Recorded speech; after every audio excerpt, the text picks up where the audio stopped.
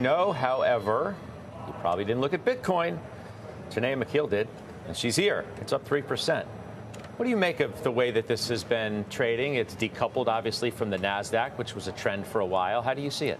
Something that people were looking for all month, because if you go back to earlier this month, it really was trading in line with stocks. It just was not seeing the big, pops and drops that, one, we're used to seeing out of Bitcoin, and two, it is outperforming the S&P. It has not really caught up with gold, the leading safe haven. But I think you are seeing evidence, not just.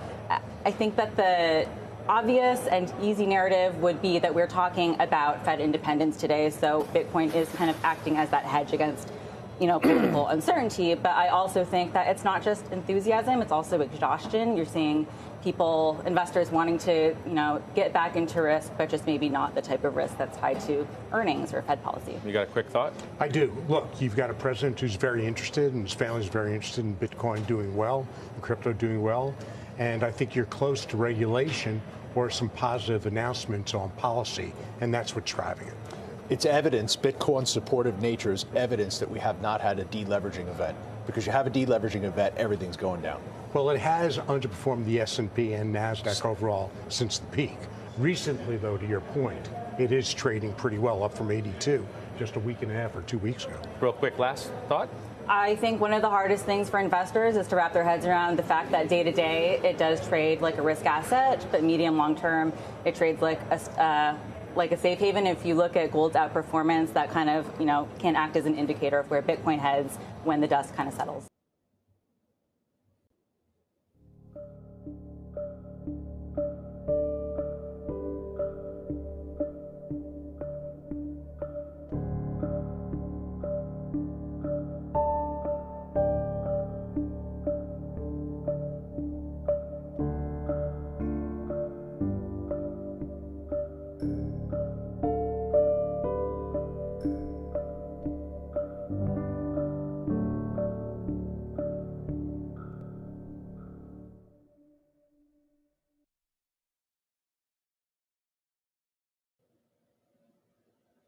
Happy Bitcoin Wednesday, freaks. Tuesday. It's Tuesday. It's your host, Odell, here for another Citadel Dispatch, the interactive live show focused on actionable Bitcoin and freedom tech discussion. That intro was CNBC. They called Bitcoin a safe haven. They said the decoupling word. Feels like a moment in time. Who the hell knows? I have a great guest here, but before I get to that, Dispatch, as always, is not funded by ads. We do not have any ads or sponsors. We are funded by sats from you guys, from our loving audience, the Ride or Die Freaks. Thank you for supporting the show. Two ways of doing that. You can do that in podcasting 2.0 apps like Fountain Podcasts, or you can do that by joining us in the live stream where the freaks dwell at citadeldispatch.com/stream and sending zaps. We have a great live audience today, and someone has just proven that zaps work. Thank you, Sashin, with 100 sats. The largest boost of last week was from Rod Palmer, journalist at Bugle News. He zapped 21,000 sats, and he said, Odell isn't grumpy. I will die on this hill. Thank you for dying on the hill. I appreciate you, with a huge smile on my face. Anyway, with all that said, we have return guest, Evan Kaloudis. This is his 12th appearance on Citadel Dispatch. We don't have to explain to him how the show works. How's it going, Evan? Pretty good, Matt. Feels good to be back. Number 12. Pretty crazy. It's a little excessive. When am I going to start saying no to your invitations? Well, we took a break a little bit so people would forget about you to bring it back and add some spice to the show. Evan actually, when I used to do this weekly, before I got completely overwhelmed, I had to miss a week, but we wanted the trend to continue. So Evan actually hosted a dispatch without me. That's how much of a return guest he is. There we go. So let's not do that again. You got to keep the streak strong yourself. But we didn't narrate, or we didn't do it again. We just did that once, but it was great. I appreciated it. I am trying to keep the streak alive again, going into this next bull cycle. We do have NVK joining us next Wednesday at 2100 UTC. And I'm pretty excited for that conversation. But anyway, Evan, we have Mav21 zapped 19,760 sats. Thank you, Mav. Appreciate the support. Weird. Why'd you choose that number? I don't know. But I feel like it has importance. Anyway, Evan, you're the creator of Zeus. We will be talking about Zeus today. I don't know if any freaks are listening that don't know what Zeus is, but why don't we start with a brief explanation about what is Zeus, why Zeus, why should people care? Hit us. Sure thing. So, in a nutshell, I would say Zeus is, at least it's up there with the most powerful mobile Bitcoin wallets in the world. You have like a crazy feature set, immense amount of flexibility from whether you're a pleb just getting started to the power user cypherpunk that's connecting to their own node, managing their Lightning node liquidity on the go. And we're trying to reach every user in between. Love it. I mean, the way I like to look at it is if I lost access to all software except for 3 pieces of software in my Bitcoin journey, what do I need? I need Bitcoin Core, Sparrow, and Zeus. It's the pinnacle toolkit right there. So thank you for making it all possible. What can I say? That's amazing company. Yeah, just very humbled to hear that. Thank you. So Zeus, if you haven't used Zeus yet, Zeus is a mobile wallet. And it basically aims to be your everything and anything Lightning wallet on mobile. And it's come a long way. I mean, originally it started as purely a way to connect to your own node running at home or on a server. But most people were at home. They would be running like a Start9 or something at home, and they'd connect their Zeus back to remote control it because you're not like traveling around with your node to like pay for things. Right. Yeah. Back then. Yeah, go on. Back then, it was just I was getting my Lightning node started. I set up my Raspberry Pi 3. I was on Lightning. I had like, maybe 5 channels. And, there was nowhere in the city when I was, back in New York to pay. So I was just checking in on my routing, making sure everything was still running, see if I collected a couple sats from being in between a couple. And it just sort of evolved from there. Over time, we added support for more interfaces. So it started with LND, connected core Lightning node. We added support for some other interfaces like LND Hub. And then, more recently, the last year and a half, when we started working on it full time, we added a full wallet, a node in the phone, Lightning address service, LSP services. We've got 3 going on 4 now. So you could purchase channels, get connected to the Lightning network with ease. We've developed specs now for renewing those channels.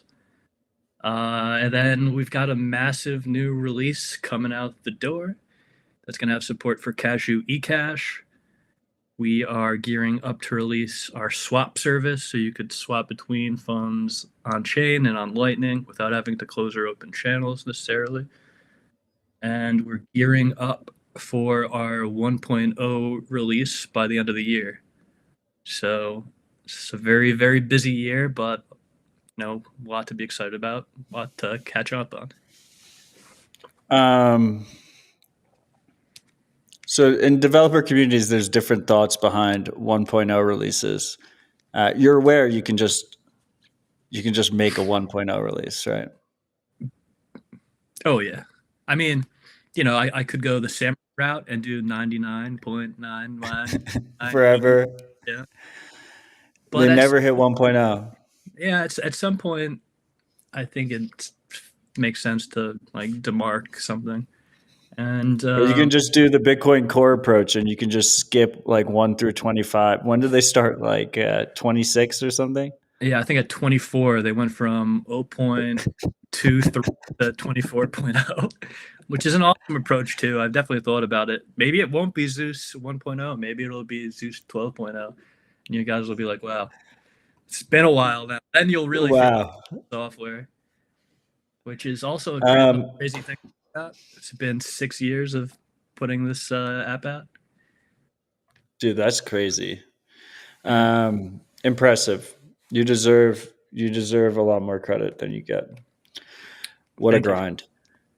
Okay, so last time I had you on the show, appearance 11, I think you had just launched Node in a phone. I remember the memes going around that the Node is in the phone. You launched a light mode, and you launched the Lightning address support for receive. Yeah. And so since then, the big release is so first of all, how is that going? How's the Node in the phone thing going? It was a little bit controversial how you were doing the Lightning addresses. Yeah, that's to say. Let's do a debrief on that. Like how is everything going with the Light Node? Okay, so product? On the Light Node front, we've had some really good results. Just in terms of the feature set, it's sort of peerless having that full L&D node in the phone. On the other side of things, we have had some difficulties with how we fetch our blocks. So the Neutrino backend is fantastic privacy-wise because you can't really know what a peer is querying for. However, if you're in an environment with like a really high ping time, like not great internet, Zeus node in the phone doesn't work too hot. So with that caveat, I'd say it works really well, but we still need to check that issue off so we can make sure that people even, in low quality internet areas can still use Zeus. So that's going to be a big focus for us after the 11.0 release to tackle. Other than that, it's been quite solid. How are you going to solve that? Are you just going to do Electrum server or? Yeah. So, like a lot of the features in Zeus, we like to give people optionality. Obviously, we don't want to rug the people for which Neutrino works well for. But on startup, I think it makes sense to ask users, hey, would you like to have the more private, maybe less reliable option? Maybe do like a speed test as they're getting set up? Or do you want the less private, but more reliable, quicker option? And, I think if we have that in there, that solves like 90% of our troubleshooting cases. So that'll be exciting to put together. And we have a bit of a prototype. It's still a little early, but we're going to try to submit that upstream to L&D, which is very exciting. Can you just explain really quick to the freaks how Neutrino works? Because I think it's fascinating. Yeah, so it's BIP 157, 158. It's called block filters. And instead of requesting like a query, putting in a query for like your address, like Electrum, you'll put in a query for an address to try to get the balance for it, or you'll ask for like a specific block. But with Neutrino, you're asking for like groups of blocks in this sort of random cadence, and it's more demanding. It's more resource intensive for your node in the phone to figure out which blocks to ask for, so it's sufficiently randomized. It also takes more, networking resources. You're pulling down more data. But someone running one of these Neutrino servers can't really ascertain like what you're looking for, who you are, what your transactions are. They can't really link your IP that's requesting this data to, your private Bitcoin information. So yeah, it's amazing in that regard, but the performance can be lacking depending on your internet connection where you are in the world, for sure. Does this example make sense to you that like if you're using the traditional Electrum model, you're basically asking for a balance of an address, but if you use Neutrino, it's basically your phone is getting a summary of every block, like a condensed summary of every block in order to figure out what the balances are. Not every single block, but enough of a selection of randomized blocks in the mix so that it's, very, very difficult for someone snooping in to piece together what you're actually asking for and what you're actually. It's not every block? No. So then so wouldn't you have balance mismatches if it's not every block?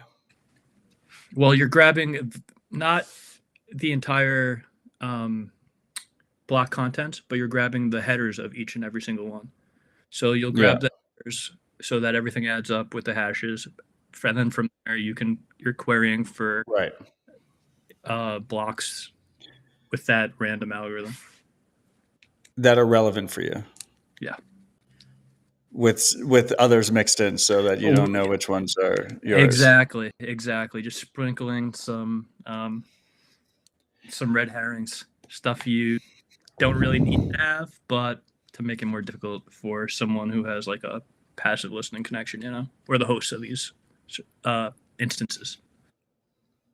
And the wallet that really championed this at first was Wasabi.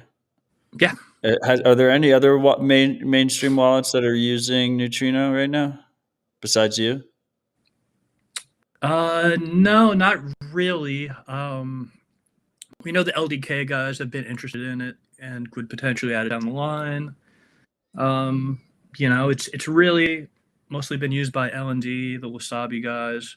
So L&D variant wallets like Blixt Wallet use it. Breeze, the first version.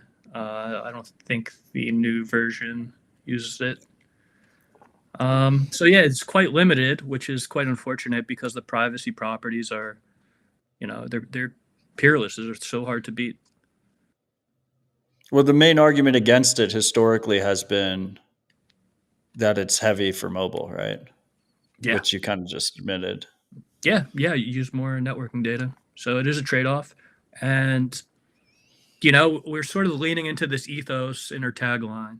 It's Bitcoin payments your way at Zeus. So we don't expect everyone to be using Bitcoin the same exact way. And if you do, and people are using it in a way that doesn't line up with exactly how you use it, you're going to have a bad time because Bitcoin is permissionless money. So, we're just trying to get this beautiful technology in the hands of as many people as possible. And I think that we're in a really unique position with Zeus with all these building blocks we've been putting together. From, the remote node, the node in the phone, Cashu now.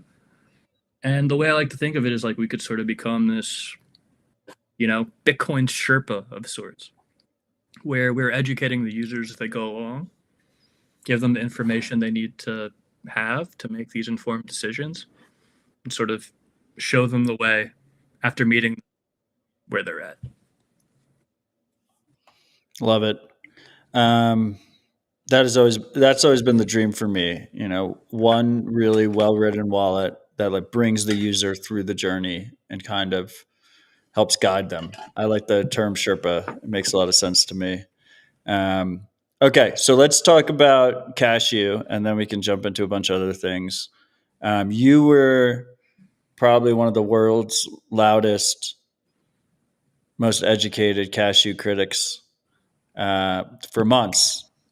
And then you bent the knee and integrated into Zeus. What's going on over there in your head? How do you think about Cashu? Do you want to apologize to Callie? Like, how are you? And he is a really nice guy about it. But I think he's understood my perspective the whole way. I remember us, sitting out in Prague for the conference out there and just, sitting on some of the benches and me just having like a really passionate rant. I'm like, ultimately self-custody is what Bitcoin is like half the value proposition. And I was really going off on eCash. I'm like, this is all bullshit compared to self-custody. It's could be a stepping stone, but we got to get people on this. But Calais took it like a champ, and he understood what I was, going for. But yeah, I mean, my perspective has really changed over time, especially considering like taking a deep look at how people are using Bitcoin today. What's the world that we're in now? The post ETF world, right? With the micro strategy bulls. some of the discussions that you see online are ridiculous. They're like, what's your micro strategy to Bitcoin ratio? And they're like, bro, I can't be bothered to hold my own keys. I'm all in on micro strategy. Now this like new derivative, what's it called? Misty. MSTY. Yeah. So it's that there's certainly the difficulties that we've encountered with, bringing people on and showing them how to run their own channels, learning all the ins and outs of, managing your liquidity. Those are all very real things. And, there's like huge gaps that you need to get there to that point in terms of education. Otherwise, you're going to really struggle in a lot of different ways, from inbound and outbound capacity to channel reserves to, a close versus a forced close. And for a lot of people, like that's still going to be something that they want to reach. And there's definitely benefits to doing it that way, but it's not going to be for everyone. So to really expect everyone to be using Bitcoin the same way, it's a bit silly. At the same time, we did really see that with the LSB, it is so much easier to just have single channels, single relationship with this one entity that's all connected on the network. And sort of a lot of the other challenges of like, okay, is this channel good enough? Is this channel good enough? There's people that swear by our setup now and really appreciate it and enjoy using it just by having a singular channel with the Olympus node that we run. Wait. So, I mean, I wanted to talk about Cashu, but you brought this up. So can we just talk about this real quick? You remember when Lightning was first proposed, the Bcashers were like, this is just going to turn into a hub and spoke system. And the main critique of Lightning was that. I've noticed personally, I mean, if the freaks go way back, if they're a true ride or dies and they go back to, episode 2 or episode 1 with Evan, I think you were the first ever dispatch. If not, you were number 2. At that point, I had 200 channels on my node. Where all the plebs were connecting with each other. I had lost a ton of money on on-chain transactions. And now when people ask me, it's just one fat channel, maybe 2 if you want redundancy, with someone who's really well connected. So were the Bcashers correct? Is this a problem? Like, how do you think about that? To a certain extent, they're right. I think there is a centralizing factor of having these hubs on Lightning. But I think what's important is that you're able to route around these hubs, right? It's to have that censorship resistance, just like the internet is built, right? Like if one hop on the internet decides to start censoring traffic, you can route around it. And I think importantly, Lightning has those censorship resistant properties, which is what we're really all in it for. We don't want these centralized hubs. It's not about like the centralization isn't the end to it, right? It's like, what is the result that we want to see? We want censorship resistance. And I think that we've proven over time that it's going to be really damn hard to stop people from making the Lightning Network transactions they want to make from the privacy properties that are inherently built into it, but also the ease of use of just opening up channels to the peers that you want to get to. Hell, even if you're going through those big hubs, you know how difficult it is to stop a transaction from being routed to someplace you don't want it to go if the user's putting together the path on their own device. It's impossible. So I would ask someone who's concerned about the centralizing factors of Lightning, is like, what are you concerned about? To what end does this thing need to work? So yes, there's definitely centralizing forces on Lightning. But what's it going to do? It's going to stop people from making those payments that they want to make, that they don't want you to make? No. So your answer is that it is hub and spoke. Yeah. But it's fine. Yeah. Yeah, I mean, I think that's my answer too. I'm just... It's just interesting, right? There's not many people I can have this conversation with, so I think it's kind of interesting. I mean, there's a lot of crazy dichotomies and there's a lot of tensions that we need to face as we're trying to scale this technology to be used by, billions of people on the planet. And we got to be honest with ourselves, but we also got to be like realistic and pragmatic and think about how these things work in practice, right? Like if we're just going to sit on a pedestal and say, oh, you got to run your node on Tor and only connect to people that are NIMs and you're just going to have a bad time. How do people use this in practice and what are the end results? And we just got to be honest with ourselves about all of this. And so let me tell you and all the freaks a little story just because I feel like you'd find it entertaining. So mempool's cleared, praise be. And when that happened, Bitcoin Park had maybe like 13 channels or 10 channels or something like that. And, time is scarce. So I just went in there and just closed all the channels at once and paid 2 sats per byte. And then mempools filled up ever so briefly. And during that process, I get a text message from Rod. He's like, Matt, the lightning node's down. I was like, no, it's not. It's fine. Everything's fine. It'll be back up in like 10 minutes. It took 45 minutes for the channel to get open, but now it's just one fat channel to async. That's it. I was like, don't worry, it's going to be fine, and then it'll be better after that. And it's just one fat channel to async.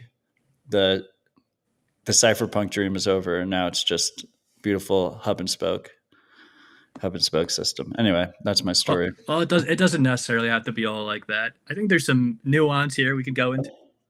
Well, right. I would have opened it to your hub, but there's a channel capacity limit. Well, there's a channel capacity limit for people that we haven't whitelisted. So here's the funny thing. So for all the corporate people, like customers that we have for the Zeus White service, we help people get set up with Lightning if they're doing high volume. We typically set them up with a channel acceptor, and we'll say, hey, who are the big hubs that it's okay to accept these channels from in an open or announced capacity, and what limits are you okay with them opening those up? And then for the plebs who might still want to open up a channel to you, but you don't want them to necessarily announce it to the network because God knows what kind of liquidity management these plebs do. What limits do you want to put in place there?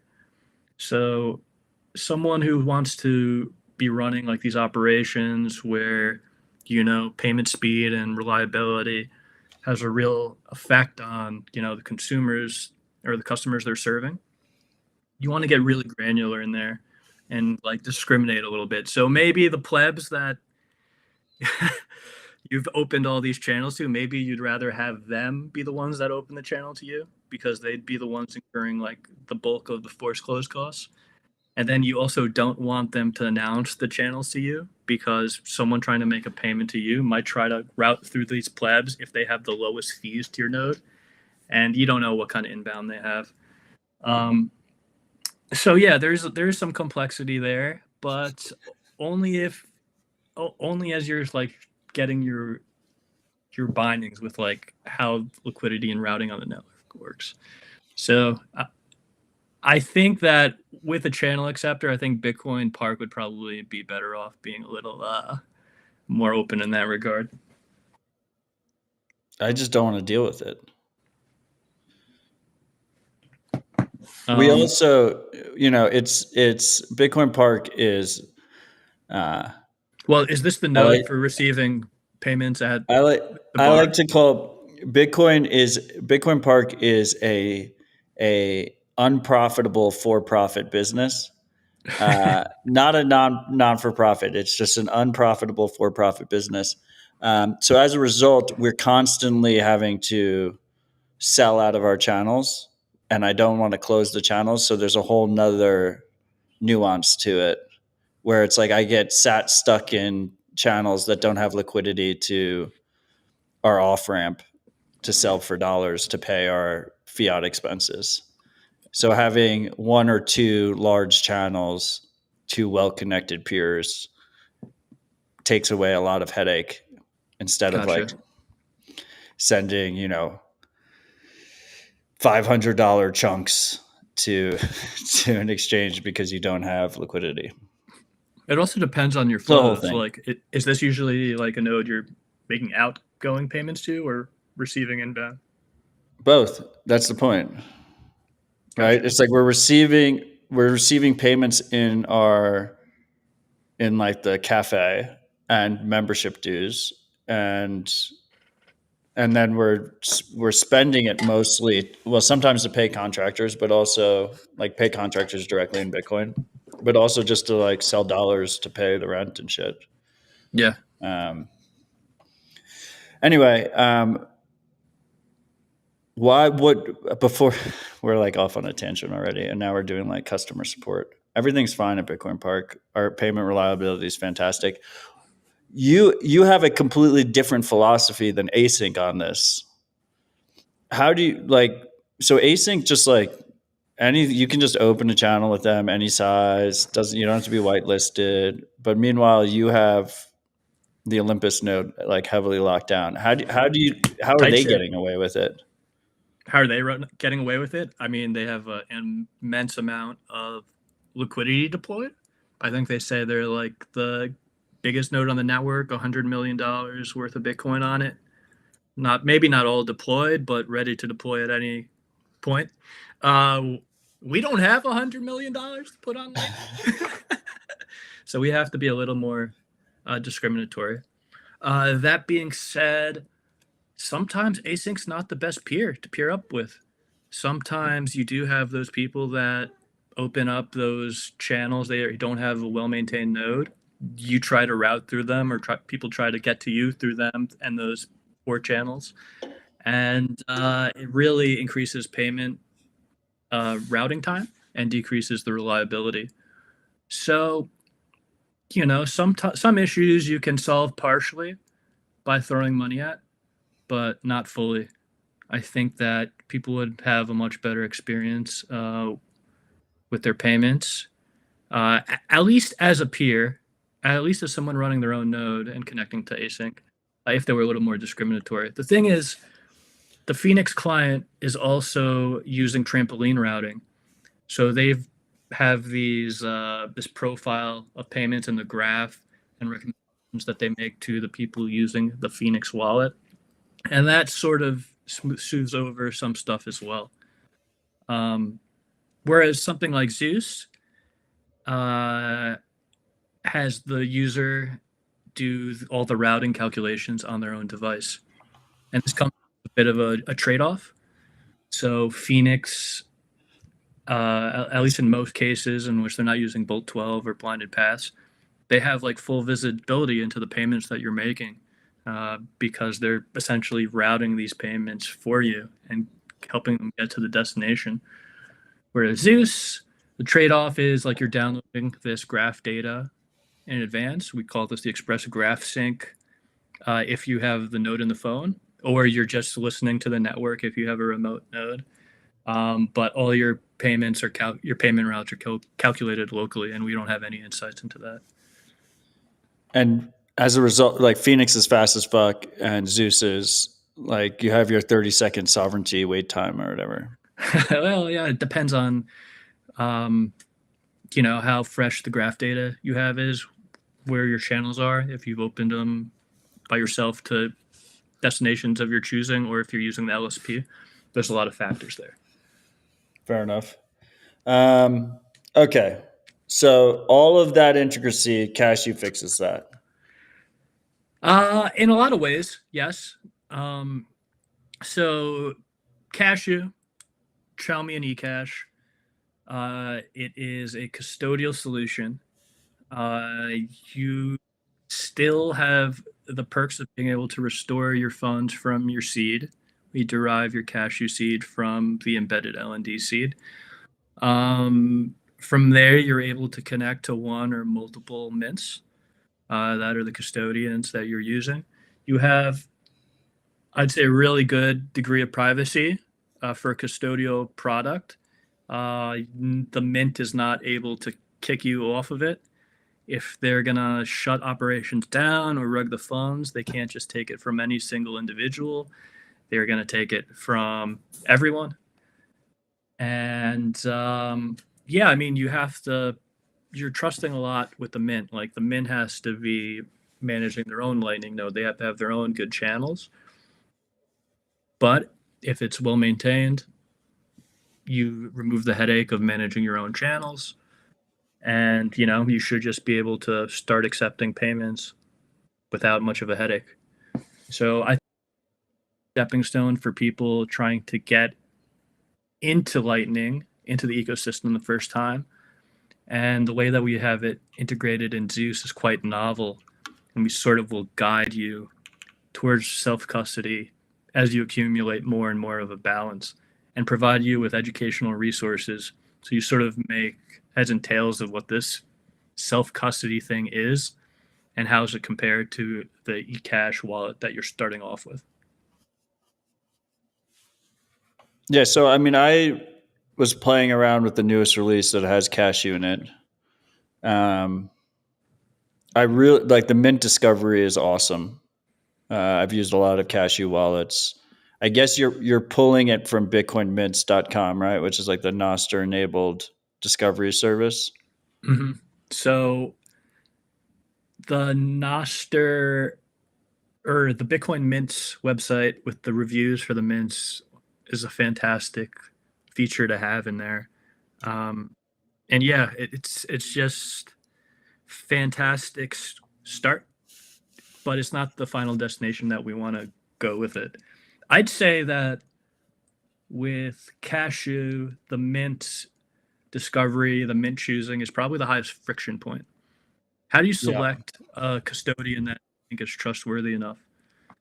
And, there's not... Especially if you're brand new. Like you're brand new, I'm onboarding. Like that's where Cashu really shines, is for a brand new user. And like you're bringing them in and their first question is like, okay, which mint do you choose? It's like, I have no idea. Like, is this something I put in my mouth to make my breath smell better? Exactly. So we're going to be spending a lot on this one and trying to get it absolutely right. I think a social element, of course, is already there in which people are voting for the ones that they think are, but it's still not a ton of data that we're dealing with. I think over time, it's going to become more social with your social graph, probably powered by Nostr. And, I think what the Mutiny guys did with their Fedimint implementation, where you sort of got to see which of the people you followed vouch for whichever mints, is probably the way that we're going to end up going. I think a mix of that with some sort of algorithm to help you auto-select could be very valuable. But there's still a lot that we want to dive into. The current implementation what we have is still an alpha, and I think even before the Gold Master gets out, it's going to be different still. What do you think about the Titanic approach to mints, where you have the user keep money in multiple mints, and then you can use multi-part payments to do the payment, so that if any single mint goes down, they don't lose all their money? Absolutely love it. Distribute risk, try out different mints, have a little money in a couple different ones. It could be difficult to run a mint and a Lightning node, definitely. So if someone's undergoing maintenance, you don't have all your money in one pot as you're getting started. You could just switch to another one and make sure your payments continue. Yeah, I'm using like 4 or 5 mints at a time right now. But I'm saying like as almost like a default flow, because the problem that every Cashu wallet developer has is they don't want to choose the mint for the user. Mm-hmm. They don't want to choose your custodian relationship. They don't want that liability or responsibility on them. But then as a result, no matter what happens, you always have this friction point that no matter how graceful you make it, you're making the user make a very critical decision Right. very early on in their journey. Is there something there where the default could be like the 5 best mints or something? I mean, I don't know. Best is not an objective claim. I don't know. I don't pretend to know how to do it, but where the default is, instead of picking one mint for them, you basically pick like a handful and split the risk up. Absolutely. So we have all these heuristics. I think there's like a new site for determining, payment success rates to these mints, how well they're managed. You could use that, as well as the social stuff we were talking about. Pick 5, have the user just rotate through those as they're accepting payments. And then, you got to start thinking, okay, what's the worst case scenario from? So if the user is using a single mint and it gets rugged, they lose 100% of their money. But if they're using 5 and one goes down, well, you got rugged 20% only. Could be better for sure. Same thing just in terms of payment reliability. One goes down for maintenance. It always defer to another one. There's a ton of perks there for sure. But at the same time, you're adding more mints for the user to, rotate through. You're introducing more third-party risk. It's just what balance, what sort of distribution you're comfortable with dispersing that risk. Obviously, if you had a mint that you could trust 100%, you'd rather just use that. If your neighbor was running the mint and you could go knock on his door, would be better off using that one singular mint than 5 random ones run 5 strangers on the internet. So it really depends on your situation.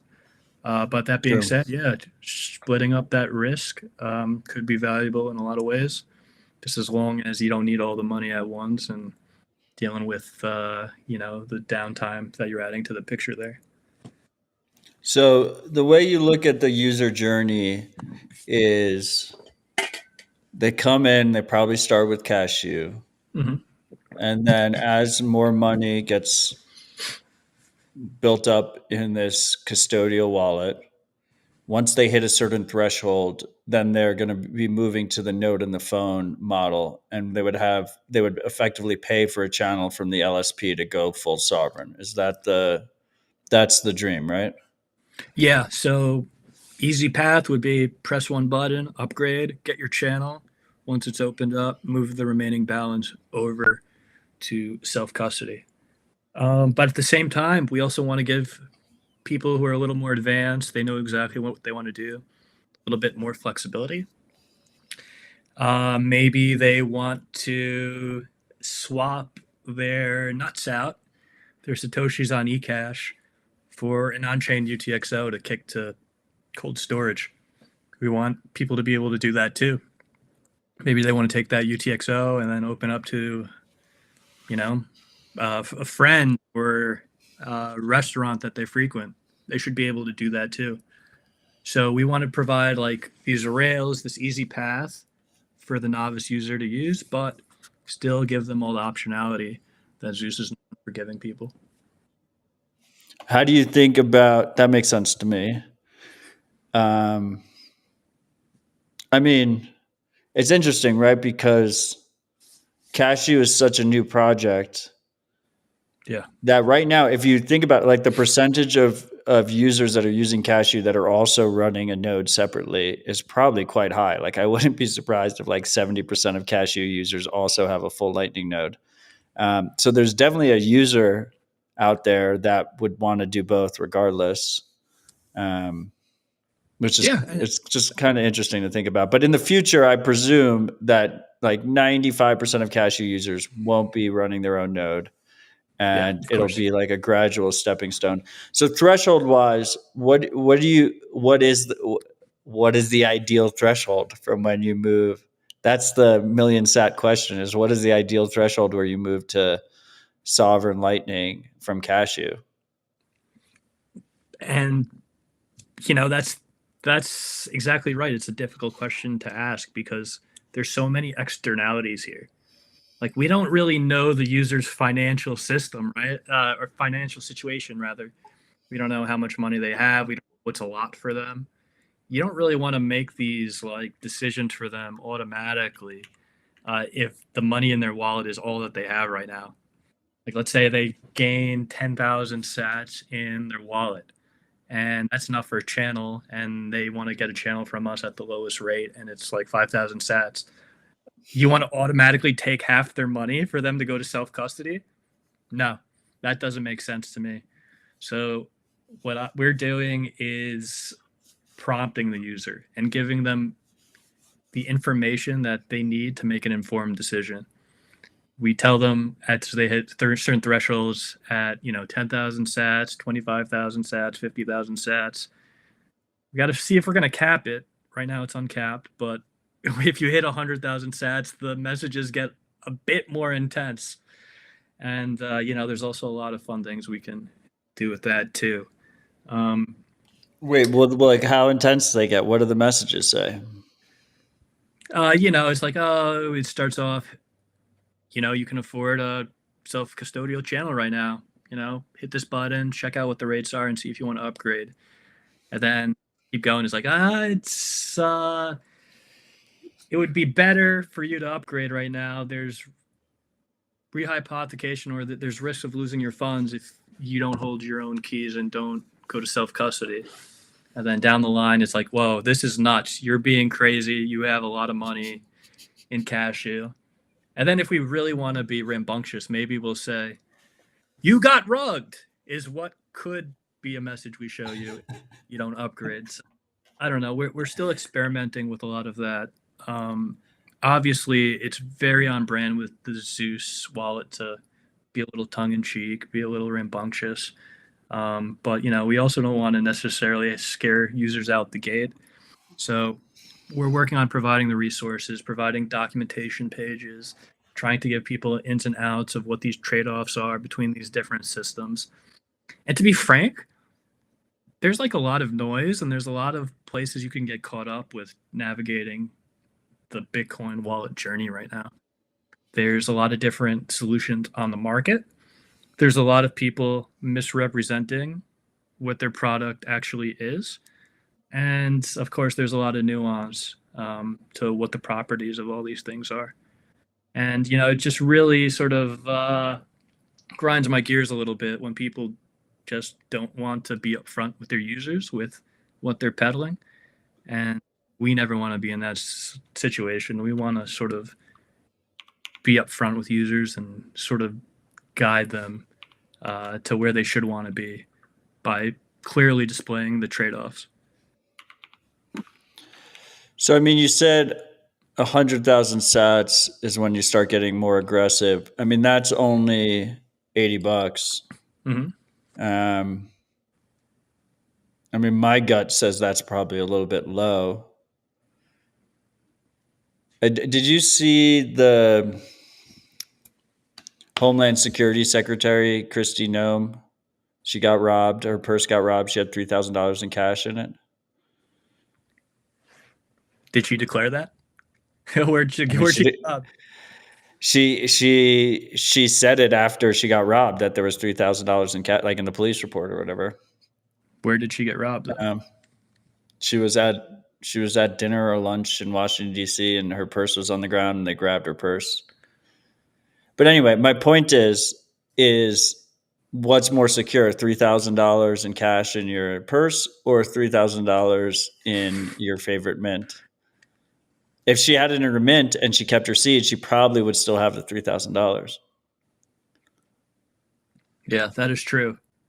That's the thing with having an eCash seed. You could have it backed up. You could have it in multiple places. Cash, you can only have in one place. So in that regard, eCash is better than regular cash. It's just something to think, like, what is the amount? I don't know what people ask me this all the time. Like, I don't know. The amount depends on the user. So it's a little bit difficult to have a proper flow. I would say that as it gets larger, maybe consider making the prompts turn to caps and speak more clearly to the user. It might get through to them. That's an idea. Well, I think there's different ways that we can convey the message to people. There's a lot of resources we could put in front of them. There's a lot of things that we could distill down to basics. Getting louder, putting things in caps, making things more highlighted in the UI. I believe we posted a demo on social media on Nostr that showed how, you get past 10,000 sats. As you get closer and closer to 100,000, your eCash balance under the balance view in Zeus gets more red, more fiery. I think I like just having that. a lot of visual cues like that, we want to be very upfront. We have like a giant custodial all caps label on it that you can't turn off by default. And of course, as you get your own channel, we're going to stop bothering you about things. Like once you are at the rodeo, we might give you some other prompts, things that might be useful for you. But, we're not going to be hounding you the same way that we would if you just have a eCash balance. And I think we're in like a really unique position there, Matt, because if you think about the average custodial wallet, how many of them actually have the incentive to be like, this is a lot here. Maybe you should upgrade to self-custody. Probably not very many, especially if they're all really basing their business on these transaction fees and charging you as you're making payments out. If you make one big payment out, like maybe they could collect a lot there, but they want to keep you in that wallet and using it every day. And they don't really have the financial incentive to guide you to self-custody. Whereas Zeus is in a unique position because of the Lightning service provider that's built around catering self-custodial users. We're in this unique position to be like, hey, we have these other products that have a lot of these benefits to you. You should consider upgrading and reaping those benefits. You actually make no money if they use the Cashu element. It's that reverse incentive. Right. I mean, there's some stuff with the Zeus Pay Plus perks that we're working out right now that they could potentially be sitting on Cashu the whole time. I mean, they probably wouldn't after all the yelling we do at them, but potentially, yeah, they could just use the wallet and we don't reap the benefits of it at all. And that's fine. I mean, that's the case with Zeus today. You can have a Lightning wallet, you can connect it to it, you can manage it with Zeus. You cannot buy any channels from us. You cannot send us any sats. And that's fine. You sort of just got to be okay with that if you're going to ship free and open source software.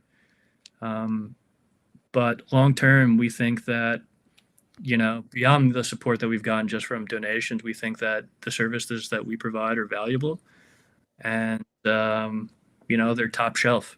They know that if they're going to use us, they're going to have payment reliability, good rates, and pretty much get that top shelf product that we strive to be. Well, I'm glad you brought that up. I don't know if you listened to the show with Rob Hamilton last week, but they've been resistant to open sourcing Trident Wallet for business reasons. And we had a long conversation about it that I'm not going to put words in his mouth. But I really do applaud you trying to build a business on top of an open source stack. I mean, I think to me, that's the dream. The dream is a sustainable profitable business that also maintains an open source stack and gives their users full control. It's definitely the harder path, but you seem to be taking it. We're trying. We think that on the consumer side, we need to do that. Obviously, there's a lot of other tools that we use internally, right? Like running the LSP, making sure that we're dealing with the stupid compliance check boxes we got to check off in the US. And a lot of the tooling that we've built out to just run an efficient Lightning node and LSP. Not all of that's out of the box, right? And a lot of that stuff is going to stay inside the box so that we can help other corporate users. But on the consumer side, when we're talking about individuals' money, we think it's very important. It's imperative for that to all be free and open source and for people to be able to audit it, inspect it, as well as build on top of it. Obviously, there's a lot of trade-offs that you're making there, but I simply can't see.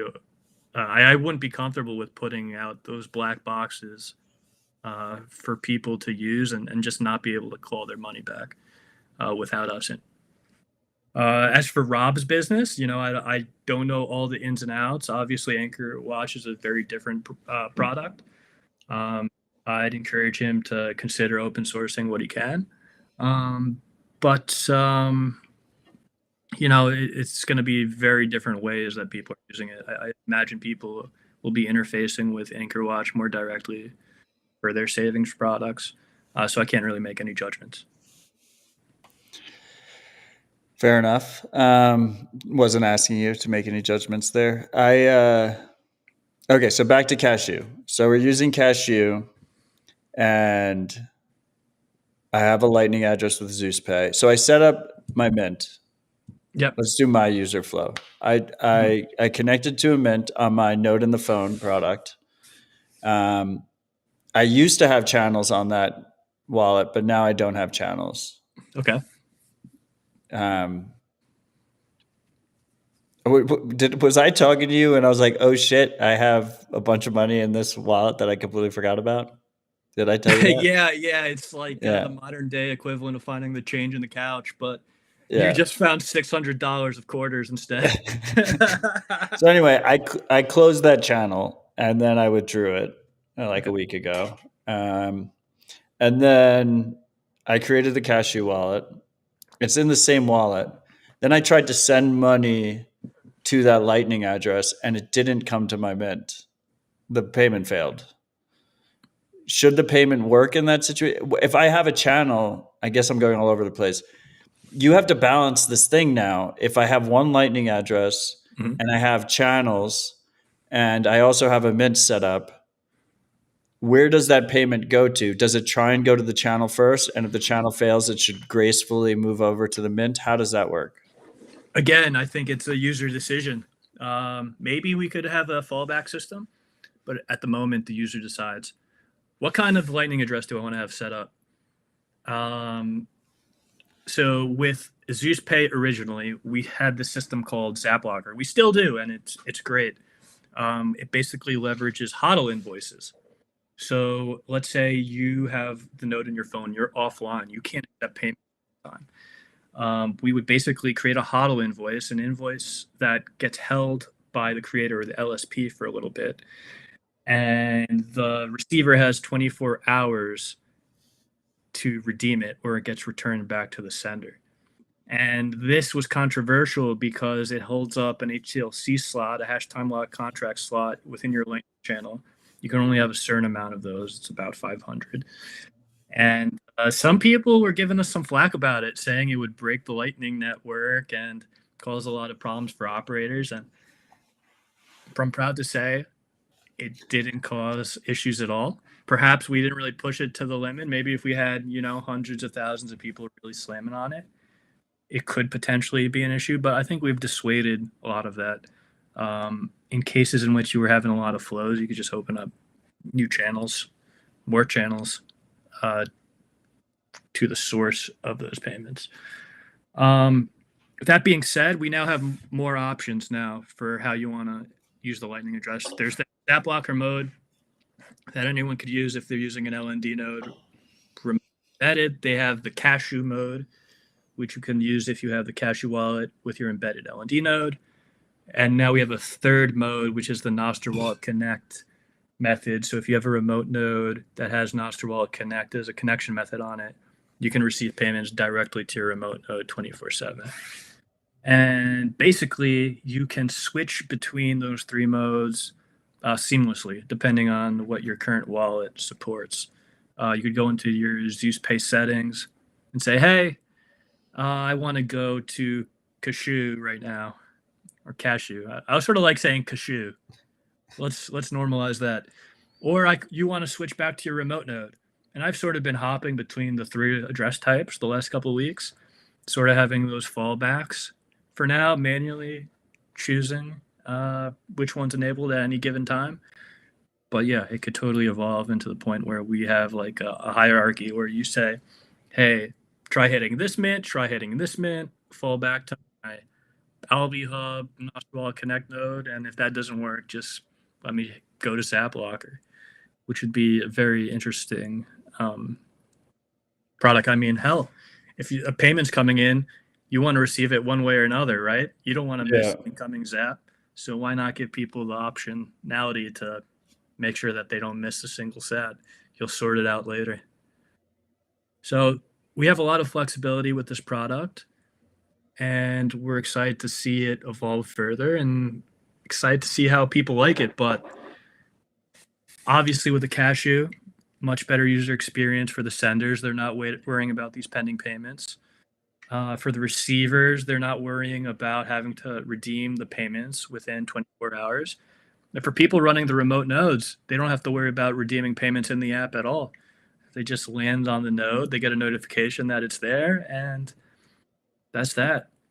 So tons of flexibility. Oh, so it changes my suffix when I change it, right? Now I'm at Odell at ZeusNuts.com.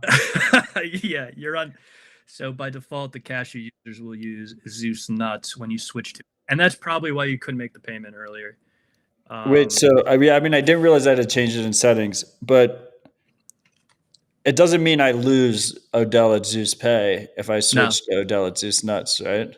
No, you're locked in. We wouldn't let people split that up. We don't need more Odell imposters. No, you are the owner of Zeus Nuts and Zeus Pay. It's just a matter of one is active at a given time. But they both can't be active at the same time. It's not like if someone pays Zeus Pay when I have Zeus Nuts active, it's just a failed payment, right? No. Maybe we'll tweak that over time, but right now you're the only Odell on the Zeus Pay stack. Okay. Well, I really like the idea of a fallback, right? Because I just want to be able to accept the payment regardless. Yeah. And ideally, I mean, I think I'd rather accept it to my Sovereign Lightning channel. But if I don't have capacity, then be able to fall back would be kind of nice. Maybe that's a premium feature. Maybe you can monetize on that. So just to be clear, Odell at ZeusNuts.com, if I can receive zaps to that, there's no zap blocker thing. It's just instant, right?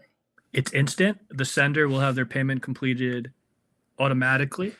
There's no limit to how big or how small those payments can be, as long as the Mint has inbound capacity. You could send a payment as small as 1 sat to as big as whatever the Mint can handle. You don't have to worry about redeeming them within 24 hours. By default, when your Zeus wallet starts up, it'll redeem them. And we made a ton of optimizations to Zeus Pay. So even if you're using ZapLocker, if you're using Cashu, whatever, the redemption process is about 50% quicker. So it's going to fly by redeeming those. And we've got some really novel stuff under the hood where your Zap is locked to your Cashu wallet's pub key, so that we can't really take that away from you. That belongs to you as long as you still have your keys. So a lot of there, a lot of great UX improvements. And we think that people using the embedded LND node, having channels even, may still want to just keep the Cashu wallet just for the better UX. And then we'll probably add like an automated threshold where it says, okay, once I have 1,000, 10,000 sats in the Cashu wallet, let me just swap that automatically to Lightning. So a lot of our stuff is largely still focused around self-custody and making sure that we provide the best experience on that front. And we think that with eCash, we got a lot of awesome experiences that we couldn't do previously. Like, we have someone who's been asking us to add gifting into Zeus for years now, like the last 3-4 years. And they're like, we just simply can't do it without having a custodial aspect, and we don't want to be responsible for holding users' funds. But now with Cashu, being able to mint a token, give it to someone, even post that QR, that token string on social media, is amazing. And if no one redeems it, like if you try to gift it to like your server or something, you could check in on the status of the token, and they're like, oh, if it's been 30 days, this jerk didn't take the free money I gave him. You can just pull it back, which is amazing. And we made it very clear in the Zeus UI, when you have tokens that you've issued that haven't been redeemed yet, you just get the little eCash icon in your wallet header. So you could always just check in on those, see how they're going, see how long it takes for Bob at the bar to claim his free sats or not. That's awesome. So that's just like something we weren't able to do before, and we think it makes for fantastic UX, something that we wanted to check off for a long time. Oh, so I have to actually go to the Lightning address and press redeem to have it show up in my wallet? No, there should be an automatic redeem functionality, just like the Zap Locker. What, in settings? Yeah, so if that's not working, it might be one of the quirks we got to work out in the alpha. We'll be doing some testing, but Well, we're testing it live on air. I'm pressing redeem now. I sent myself sats to my Zeus nuts. I got it. It worked. All right. How often does a demo do live work? Check.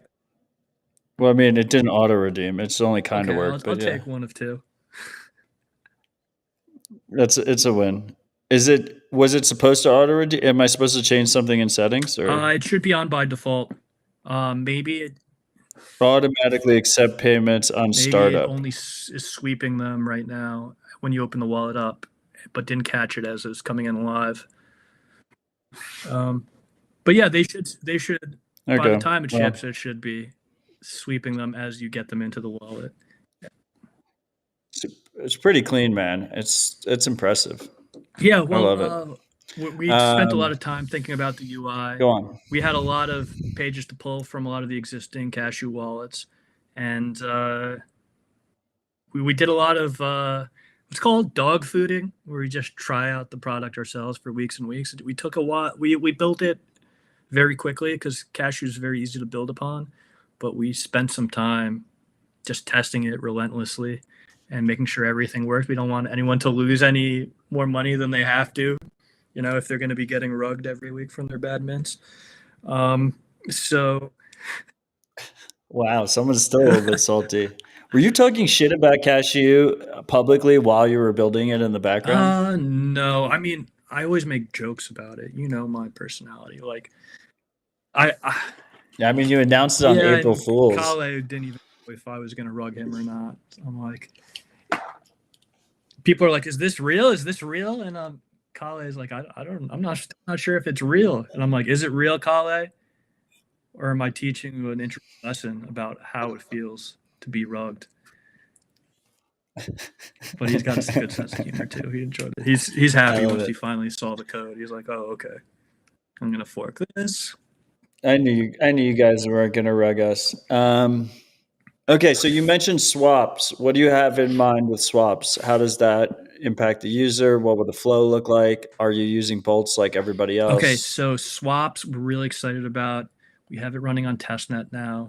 We are about to deploy our mainnet instance after just grinding it out. There's going to be both a web interface as well as an integration directly in the wallet. It is at present based off of bolts. So we forked bolts off. We are going to be running our own instance, but users will have the ability to point to any bolts-powered swap service. So we're going to have like 3 or 4 defaults. The Zeus one will be the defaults, of course, but it's trivial to switch between them. Shop between all the different prices, although we're going to be trying to keep it at the same pricing as the Bolt exchange service. They've just built a great product. It's quite likely we'll derive it a little bit more as time goes on. We have some interesting concepts that we want to explore. Hopefully we can submit some of them upstream to Bolts. But yeah, we just think there's a great demand for people to be able to get their funds, some funds off of Lightning to on-chain without having to close out the entire channel, especially now that LND is in a bit of a weird state where they don't quite have splicing yet. It's not trivial to get those funds out. It's just a very interesting business proposition for us too, because we could charge on the swaps. We already have this experience running these Lightning nodes and managing liquidity. And instead of having to commit to these, arrangements where people are locking up your liquidity for, 2 weeks to a year in the Lightning channels, a swap only takes, up to 20 minutes, worst case scenario. So it's a little bit easier to manage in that regard. As far as a user, goes, we have a really clean UI. It's trivial to pull out funds from individual channels in the Zeus UI. We'll be iterating on it too, so you get really granular with a very clear UI as you go on. And you could basically use it with any of the interfaces as long as you have an on-chain address to spit out to. We'll help you generate an address just internally with one click. But you could also point it to an external address, whether it be an external Bolt 11 address or an external chain address, depending on what direction you're going. Just have a lot of added flexibility and a lot better user experience in a lot of regards. And hell, the ability to mix the Cashu and the swaps together, like put all these nuts together, go right to an on-chain address that's potentially... The opposite is even more powerful. Like using Cashu as for newcomer, they need Lightning sats to begin with because you can't deposit on chain. But with this, presumably they could install Zeus, open a Cashu wallet, and then send Bitcoin from their exchange that doesn't support Lightning directly into the Charming eCash wallet, right? Just swap directly, it right in. However you want. Bitcoin payments your way. So now that's we the have flow. this wallet that has all these different, right? Yeah, go on. So we have self-custodial Lightning, of course. We have the on-chain wallet. We have eCash. And we have support for these external signers, like your hardware wallet, like a Cold Card Q or Seed Signer. You could basically go any direction, swap between them however you see fit, with a combination of melting a nut out of a mint and the swap service, opening, closing channels however you see fit. Complete freedom to do whatever you want. We're going to provide rails for you to sort of guide you to the direction, but if you want, you could just take those bumpers off and do as you see fit.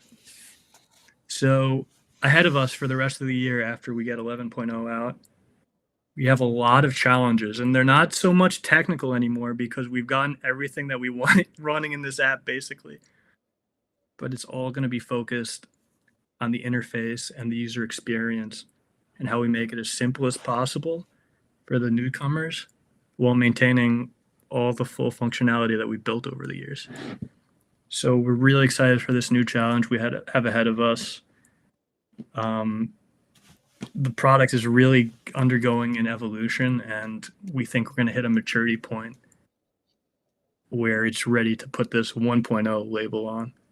So we have so much to be excited about with all these pieces. But yet the work still continues because design, UI, UX, it's a whole other beast. So it's time to put another hat on soon.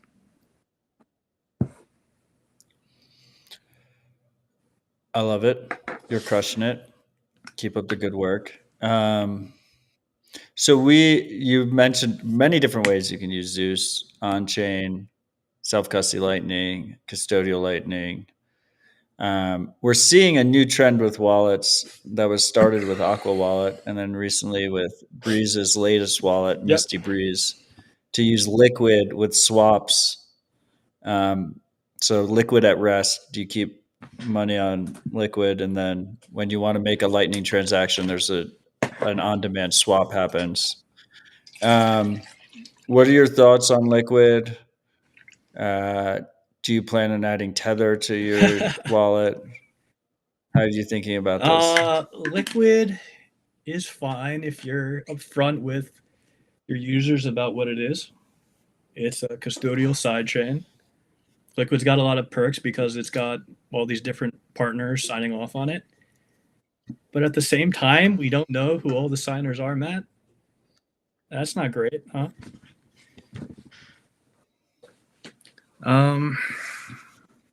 As far as these products go, the end user experience is really good in a lot of ways.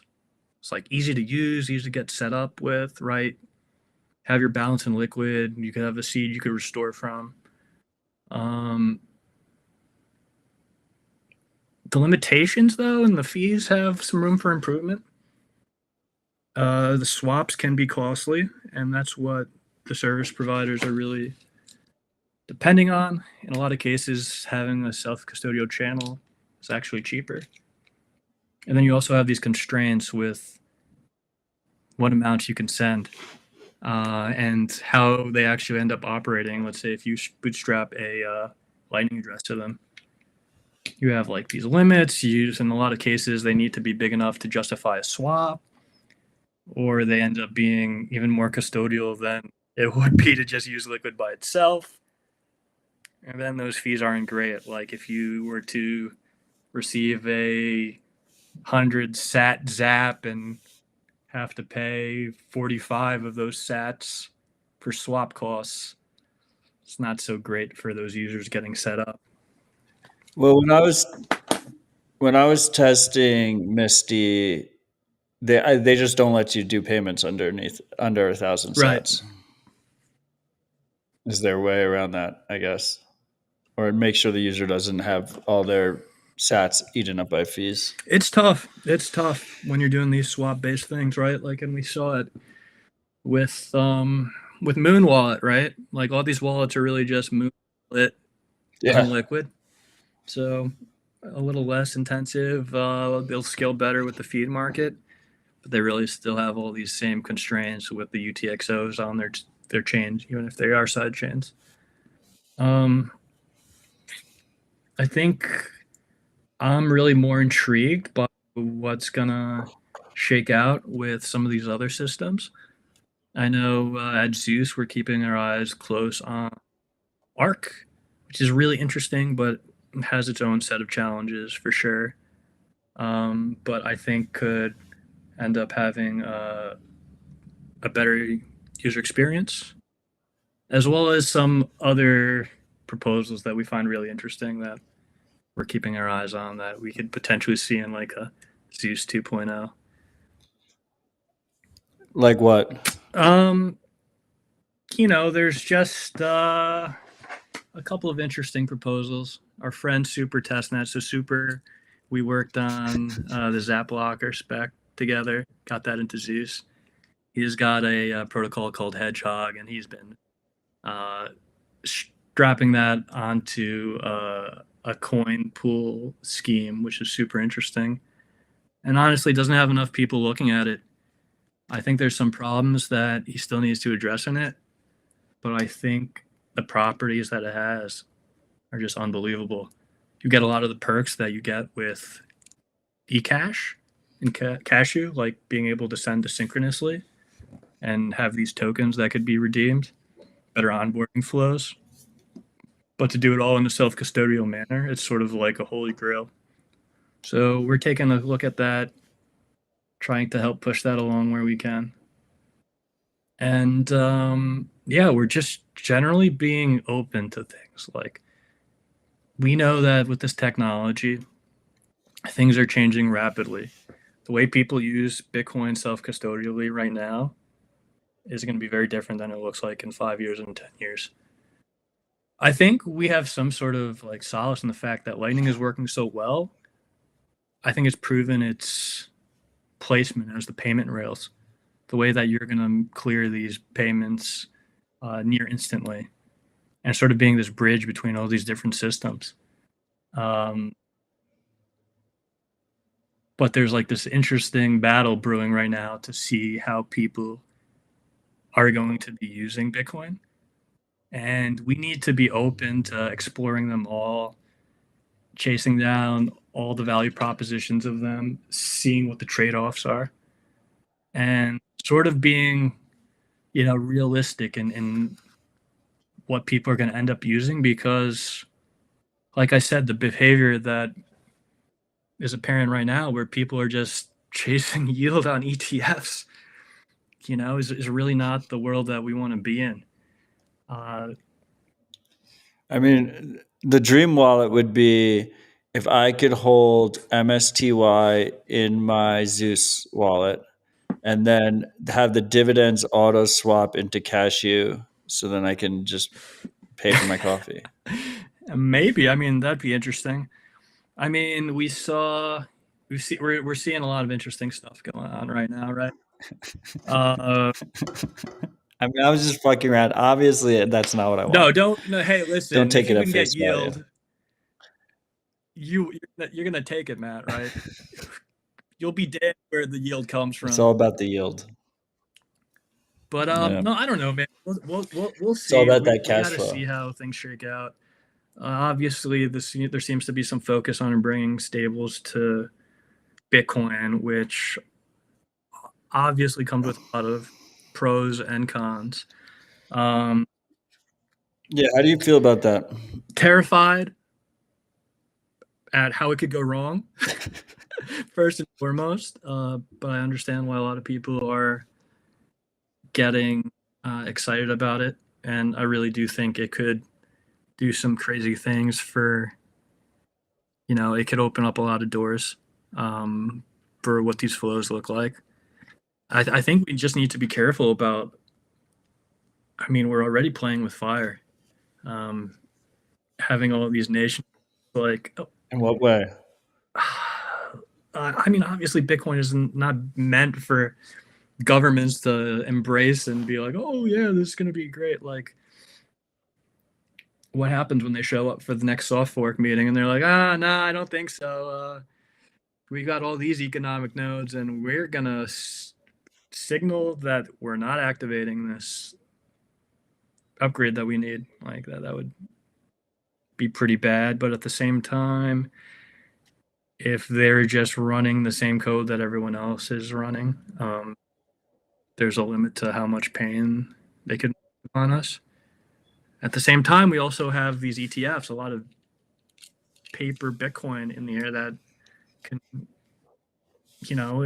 I think we're evidencing it right now. Like, there's a lot of price and suppression. It's the same sort of thing that happened when gold ETFs got spun up. Obviously, these guys in the middle want to make a buck on it where they can.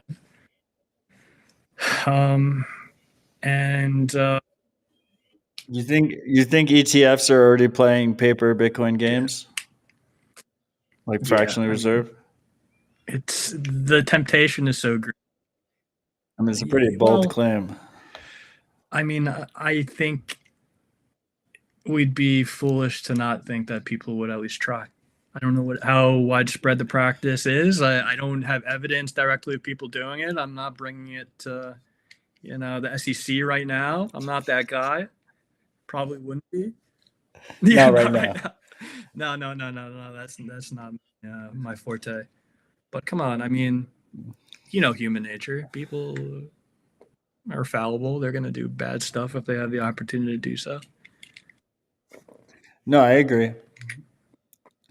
I think it'd be pretty quick for them to. I don't know if they're doing it yet. There's no way for us to verify, right? That's the dangerous part. And no one's doing proof of reserves except for BitB and Metaplanet and the Salvadoran government. That's like really the only saving grace we have. It's that the cost of doing that is so low. But unless it becomes common, proof of reserves? If the holders of those ETFs demand it and it becomes common practice, then we can totally end up in this crazy fractional reserve world. I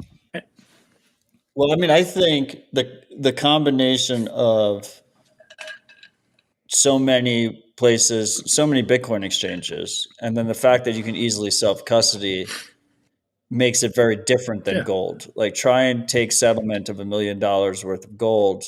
That'd be a pain in the ass. Like, your wife is, she'll be happy that she has $1 million worth of gold, but she'd be kind of pissed off if, like, the truck pulls up and it's like a whole fucking thing.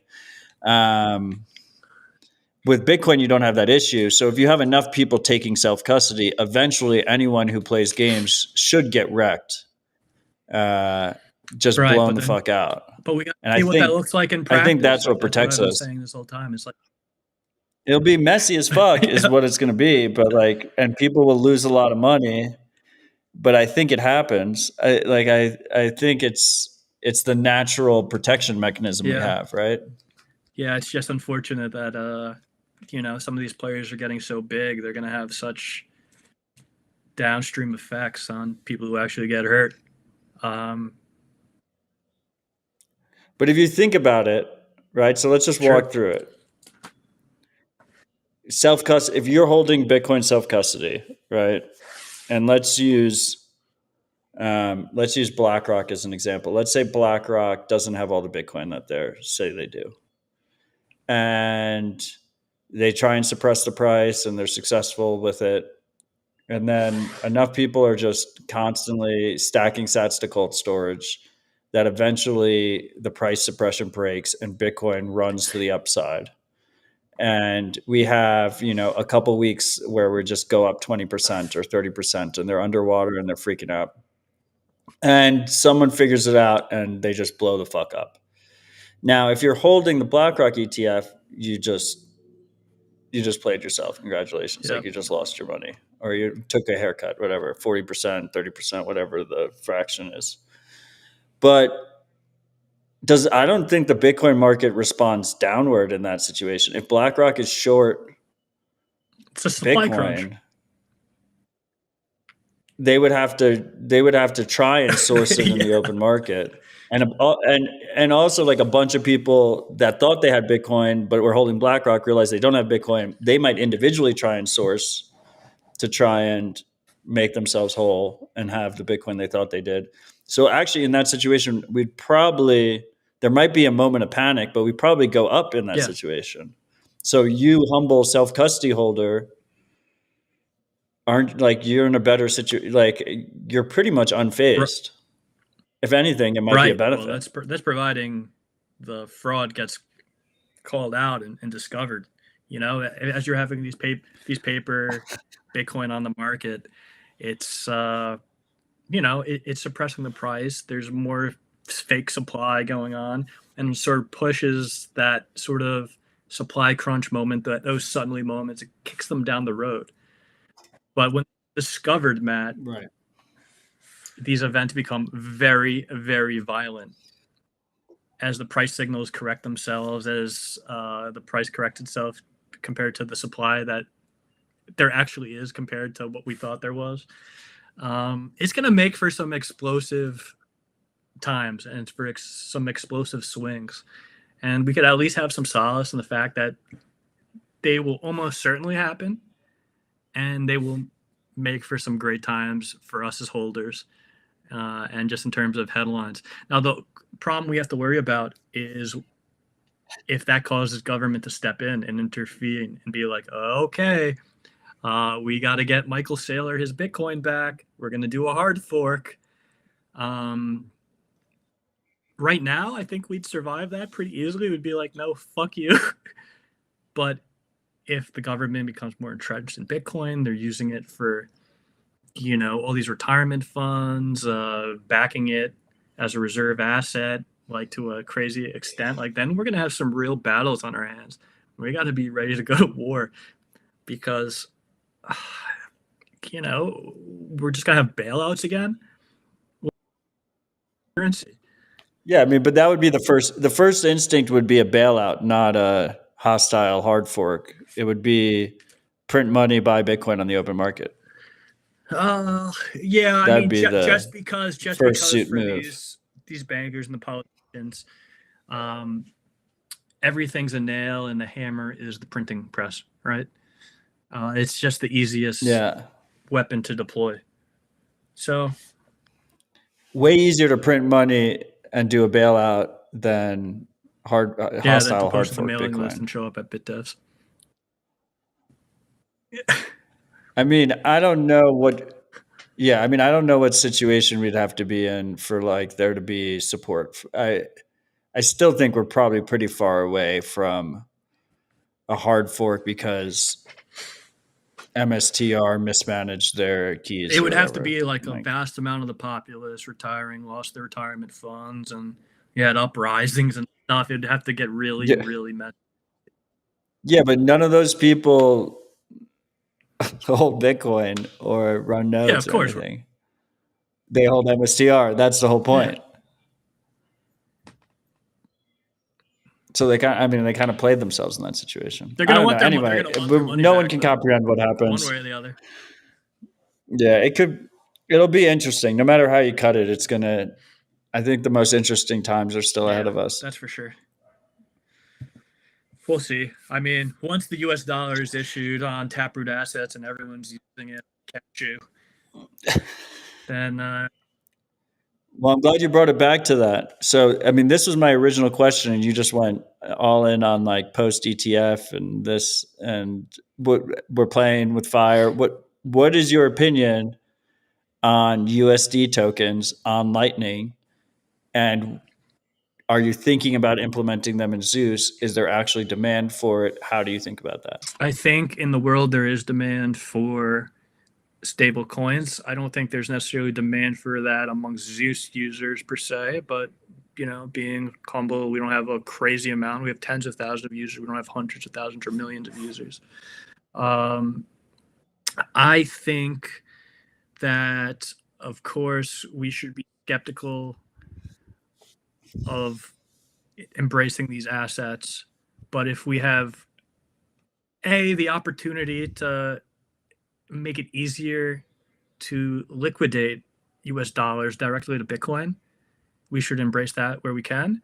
And B, the opportunities that we have to Bitcoinize and eCashize the dollar, meaning it has the fantastic privacy properties that this technology affords us and doesn't take us down the dystopian CBDC future that could very well happen. I don't care how many times the sitting president says we're not implementing it. That could change like that with the next administration.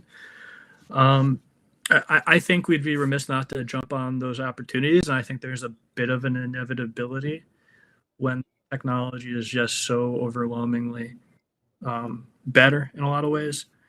That being said, it's not going to be so straightforward when the powers that be understand the value of having that level of control, that privacy invasion, that surveillance.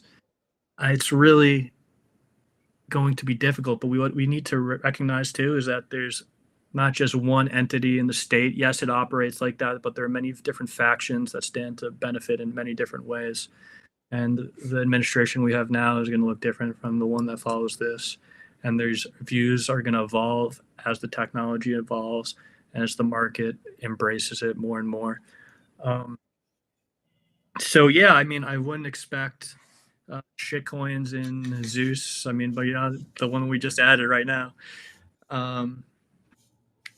But I do expect the dollar to continue to lean towards those stable coins to become more and more digital.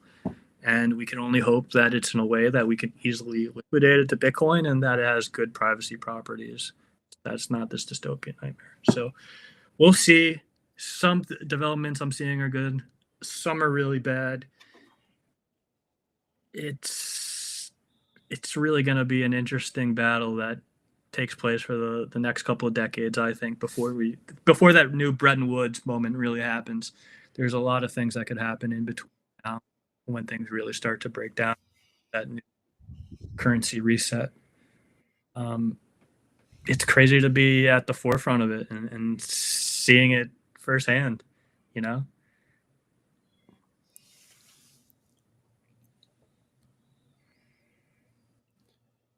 I could tell you're becoming an experienced CEO because that was like the most long-winded non-answer about adding Tether to Tether's Zeus. not coming to Zeus. Come on. even as a taproot asset? No, I don't think so. I think our mission is to spread Bitcoin to the world. I think that we'd stand to benefit if Tether is issued on Lightning and is used. I think we'd see a great amount of benefit from the increased volumes on Lightning. We would benefit from that. But we are just really focused on spreading Bitcoin. And hopefully people who are liquidating that Tether, that USDT, and getting on to Bitcoin eventually find their way in Zeus. Love it. Well, sir, you are crushing it. We are all I think I can speak for everyone that we're very grateful to have you building on Bitcoin. I don't know. My life would be much more difficult without Zeus and without your work. So thank you. What do you think about coming back on when you release 1.0? 100%. Should we do episode 13? Episode 13. Yeah, let's do it. Awesome. Good chat, sir. Do you have any final thoughts for our freaks before we wrap here? Let's see. Check out the Zeus 0.11 alpha. We need as many people testing it as possible. Let's get those bugs ironed out. We're going to be hooking up a lot of people with some of the Zeus Pay Plus features so they could test things out. A lot of the perks there are going to be developing, but consider checking them out and subscribing once it's all deployed so you can support us and enjoy those great perks. Look out for swaps coming soon. They're not in the current alpha, but they'll be dropping in the next week or two. And just give us as much feedback as possible. We're always listening. We're trying to see how people are using Zeus, try to fill in the gaps. We've been laying down all these stones, laying down this path to where we want to go and making self-custodial Bitcoin the best experience it can be, and onboarding as many people as possible to making Bitcoin payments a widespread reality. And that's not going to happen without the help of a whole lot of people. So we're just trying to play our part where we can. Wonderful. Freaks, search Zeus in your favorite app store. Press that download button. Check it out. Play around with it. Give your feedback to Evan. He loves all your feedback, especially if you just tag him on Noster.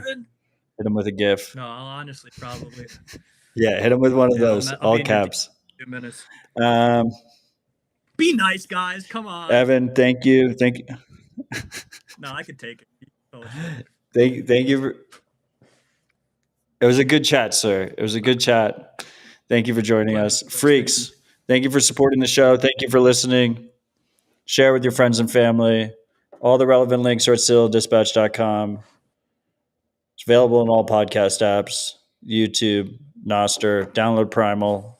Join us on Noster, Zapsats. We have NVK coming next week. That's going to be Tuesday, the 29th. I think I might have said Wednesday earlier. I was just fucking up my days again, but it's Tuesday, the 29th. Same time, 2100 UTC. If you want to join us in the live chat, otherwise it'll be posted podcast apps afterwards. Lido Zap 10,000 sats in the Zap stream. Thanks, you, Lido. Mate. A couple more shout-outs. Shouts to BTC Pins, my awesome Zeus Tumblr. Dude, BTC Pins is best in class. What's his website? Is it btcpins.com? Unbelievable. We've done like 3 pins with him. They're all quality. I got a shout out to Canudo. He made this awesome Cashu Zeus dog tag. It looks pretty crazy.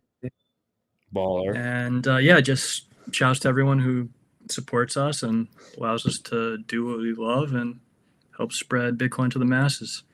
It's not just that shiny rock that you stash under your mattress. Let's make it something that people can use every day for payments all across the world. Damn right.